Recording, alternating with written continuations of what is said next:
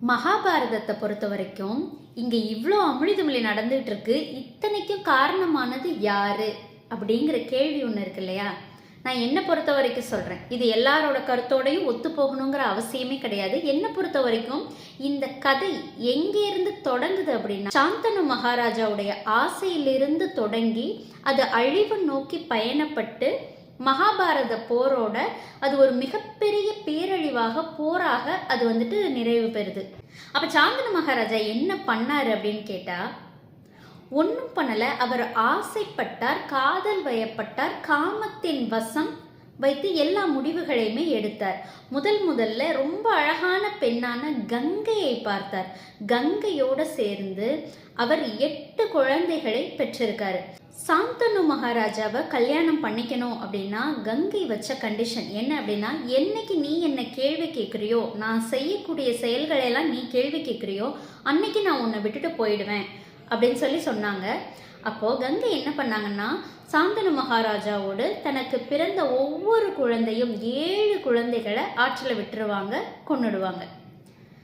அதற்கு பிறகு 8ஆவதாக பிறந்தவர் தான் பீஷ்மர். சாந்தனு மகாராஜாவால் ஏன் இதெல்லாம் நடக்குது, எதுக்கு நடக்குது, எதுவுமே புரியாததுனால அவர் போய் கேள்வி கேட்குறாரு. கங்கை அதோடு சாந்தனு மகாராஜா விட்டு பிரிஞ்சுட்டாங்க.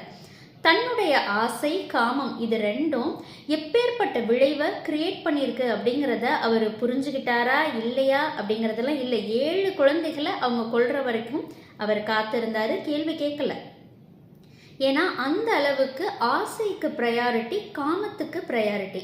அப்போ இதோடு அவர் நின்னாரா அப்படின்னு கேட்டால், தன்னுடைய 8ஆவது குழந்தை அது பிறந்ததுக்கு அப்புறமா கூட நெக்ஸ்ட் அவருடைய ஆசையையும் காமத்தையும் அவர் சத்தியவதி மேல வைக்கிறாரு.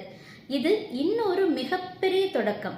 சத்தியவதி மேல சாந்தனு மகாராஜா வச்ச ஆசைதான் பீஷ்மர் பிரம்மச்சரியத்தை ஏற்கிறதுக்கான மிக முக்கியமான காரணம். அந்த டீட்டெயில்ஸ் எல்லாம் அடுத்தடுத்த வீடியோஸ்ல பார்க்கலாம். ஆனா தன்னோட பையன் தனக்காக பிரம்மச்சரியம் ஏற்கிறானே, இதோட விளைவுகள் என்னவா இருக்கும், இது பிற்காலத்துல நம்மளுடைய அரச சாம்ராஜ்யத்துக்கு எப்படிப்பட்ட விளைவுகள், இது எல்லாமே யோசிக்கவே இல்லை.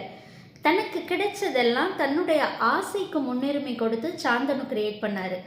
பெண்களுடைய ஆசை மட்டும் பெரும் அழிவுகளுக்கு காரணம் இல்லை.